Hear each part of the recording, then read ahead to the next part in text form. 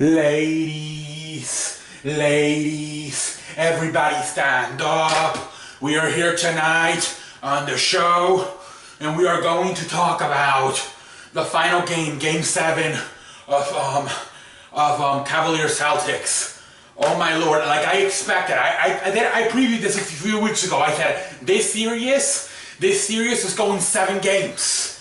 And Cleveland will find a way to win it. Didn't I say that?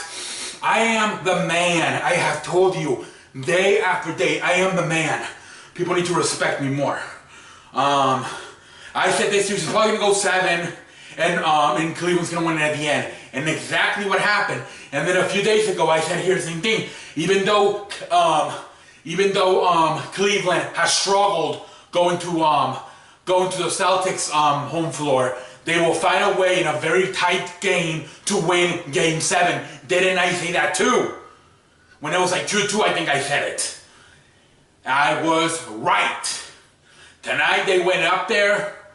A very tight game at points, especially in that first half. The Celtics were playing very good. Jason Tatum, Al Horford were amazing. Jason Tatum, especially at times, it almost seemed like he in the first half, like he was doing whatever the hell he wanted to. You know, wonderful game by Jason Tatum again. Now, obviously, as the game went on, Hammond along some of those young fellas, they start folding under pressure. But a hell of a game, 25 points, I believe, by Jason Tatum. Played a very good game. Al Horford did his thing, you know. It seems like Al Horford, to me, he's the veteran of the team, but it seems like also he seems to play better at home than he seems to play away. You would think Ham being the veteran, he would be the one having the best numbers on the road. But even he seemed to struggle, especially that last game in Cleveland. But play much better tonight. Jason Tatum, like I said, like most of the playoffs, was amazing tonight. Not amazing, but for a rookie, you know, for a 20-year-old, he played very good in these playoffs. You could say that he's a star.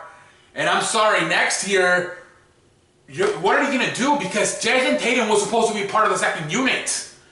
He was supposed to be coming off the second unit this year, but with Hayward breaking his leg the first game of the season, he became the starter. Now, there is no way in hell Jason Tatum can go back to being part of the second unit next year when Hayward comes back.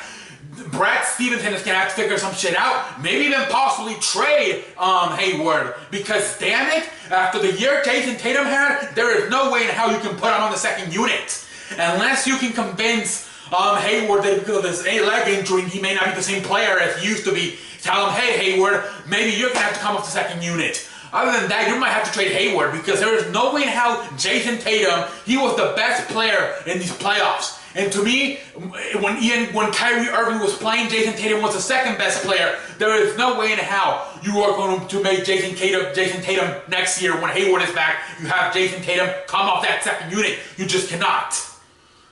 But hell of a game, like I said, Celtics led. Then at halftime came, you know, Cleveland started playing a little bit better. And then, you know, third quarter was back and forth.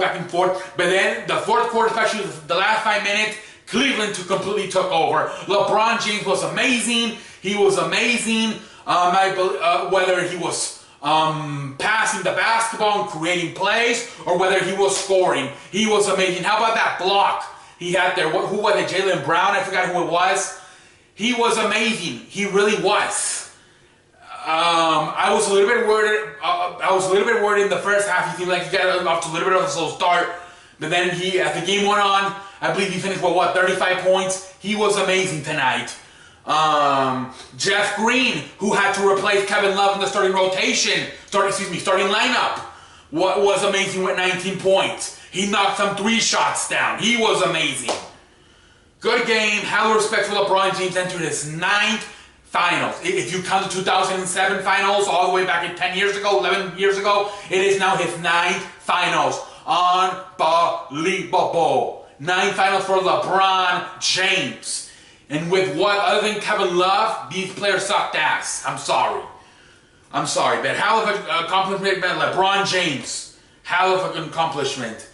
Now what I do want to talk about is the Celtics. They really look like the young fellas, especially the last 5 minutes of the game. They were forcing threes. forcing threes. They were not running any plays. Literally the last 5 minutes, they were just fucking throwing up threes. Like, I was getting a little bit frustrated. I'm like, I understand these are young fellas, but damn it, Brett Stevens, are you supposed to be this very smart guy? How about sit them down, call a timeout, and draw some plays? Literally, you had Jaylen Brown, Marcus Smart, Terry Rozier, Jason Tatum just fucking throwing up through like they were doing tomorrow, and they missed most of them. And it made a fucking, what was it, a 3-point lead or 4 or 5, whatever it was. It made it turn into a 10-point lead. Because they kept missing every shot, and then Cleveland would score, then they had to foul them on purpose. They were making the free throws, so it went south pretty fast. It went from like a 3-4 point lead to a 10-point lead because all they were doing the last 5 minutes or so, whatever it was forcing up threes, and they were not making any of them. I thought Marcus Smart and Terry Rozier folded tonight. Completely played like shit that Marcus Smart and Terry Rozier. Unbelievable. Marcus Smart has been around for a while. I expected a little bit more from him. I know he's a little bit hurt, but still. Terry Rozier, hey man, I thought he was supposed to be this badass. Terry Rozier, he sucked ass tonight. Both of those guys did not seem like they were shitting on their pants. Unbelievable. I think both of them only had like, what, 3 points? It was pretty bad for both of Marcus Smart and Terry Rozier. Completely played like shit. And then Kyrie Irving was a no-show. Literally, he didn't go to the fucking game. What is the matter with you, Kyrie Irving? I understand you're hurt, but damn it, Game 7, everything on the line, and you're not even going to show up for the fucking game? What in the hell is wrong with Kyrie Irving? He literally was not at the game. What the fuck was Kyrie Irving? We need to put a PB&J out for Kyrie Irving. Kyrie Irving was nowhere to be found tonight. WTF, Kyrie Irving? What the fuck is wrong with you? I understand you're hurt, but damn it, you've been sitting for these last few months on the sideline. Why in the fuck were you not there tonight for Game 7? What that turned out to be your team's last game of the season.